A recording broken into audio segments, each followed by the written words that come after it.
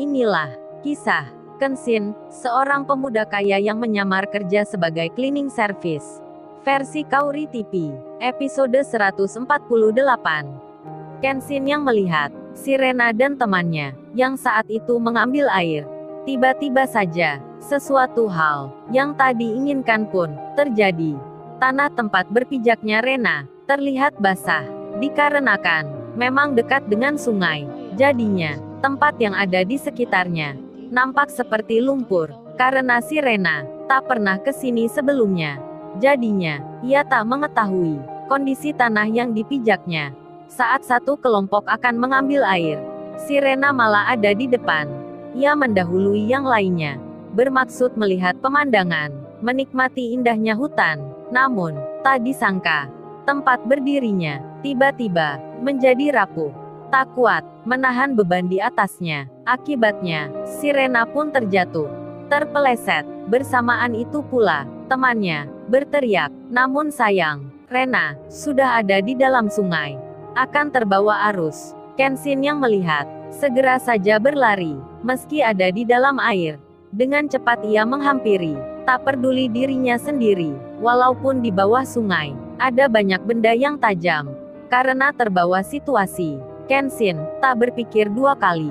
Ia berlari begitu saja, hingga pecahan kaca mengenai salah satu kakinya. Kenshin terluka di saat tepat meraih tangannya Rena yang akan tenggelam.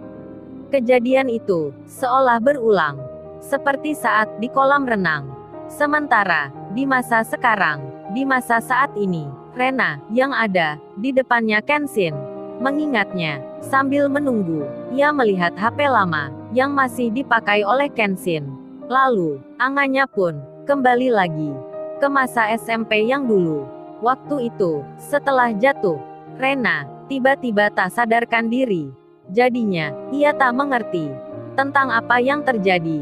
Kenshin sendiri, setelah menolong Rena, ia pun dihampiri oleh teman-temannya. Setelah naik ke atas, baru terlihat jika salah satu kakinya banyak darah yang keluar, hingga ia pun segera diberi pertolongan pertama. Si Rena sendiri segera dievakuasi, dibawa ke tempat kemah. Kenshin juga sama, dibawa pula ke tempatnya.